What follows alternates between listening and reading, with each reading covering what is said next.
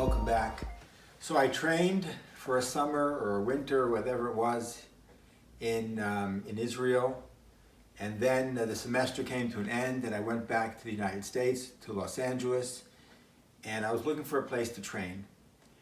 And my dear friend Robert Saray, and may he rest in peace, said that he says, "Remember our friend Steve Dukes?" I said, "Sure, I know Steve Dukes." He said, "Well, his brother Frank teaches around here." I said, "Robert, I'm not interested in somebody's brother. I'm looking for a serious martial artist. You know, Steve has a brother who does some karate or something. I'm looking for a serious place."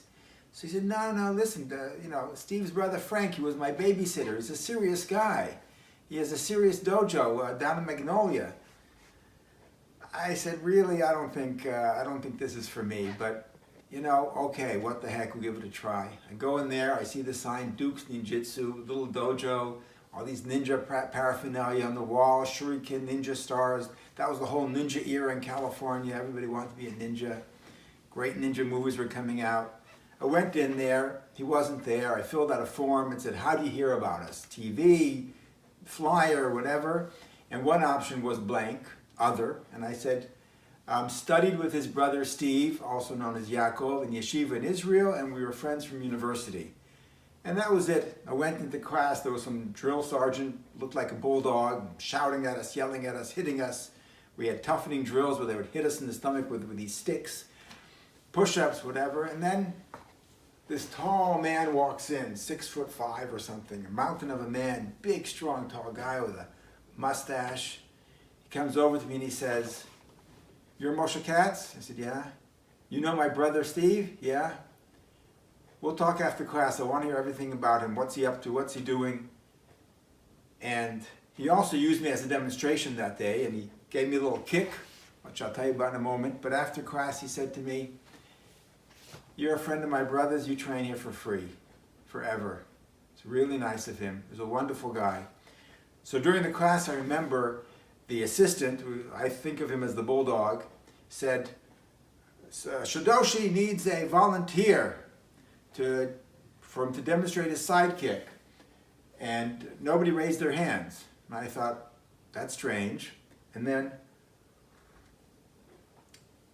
he said, "When we ask for volunteers, people must volunteer. We have to stand up, etc., etc." He gave this whole inspirational speech to the assistant that we must be ready to volunteer. So I figured after that inspirational speech, everybody's going to raise their hand. But I didn't want to be kicked. So I figured I'll raise my hand, but slowly. And by then, everyone's going to raise their hand high. But guess what? Nobody's hand budged. They already knew it was coming. And I raised my hand just a little bit to be the volunteer. He said, "You, over here, stand here. Shidoshi's going to give a sidekick." I'm telling you, I never felt a kick like that before or after. Kick went straight into my stomach, sent me flying, or it was the chest actually over here, sent me flying to the wall, hit the wall and bounced off. I felt my eyes were going to pop out, my insides were rearranged. And then I was told, "Shidoshi said stand here. Let's do this again." And I was thinking, is there an option, sir, for this volunteering, unvolunteering, getting out of the situation? And he said, "When we sign up for mission, do we back out? Never. No, there is no option, there is no retreat, etc."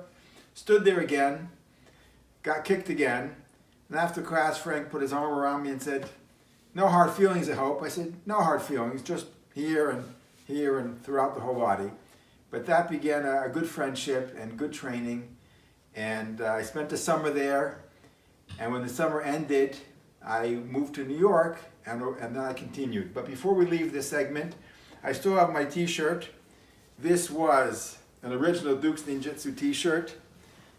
Here we have the front, and here we have the back, the art of the ninja. And I remember one day Shidoshi Frank came in with the t-shirts, and people were wearing all sorts of t-shirts at that time. Madonna, Michael Jackson. And he came and said, "No more funky t-shirts. That's it. From today on, we wear the Duke's t-shirts, and that's it. We're all buying the t-shirts. We're all wearing them. That's our new uniform." I remember his exact words, "No more funky t-shirts." And that was a great experience for me.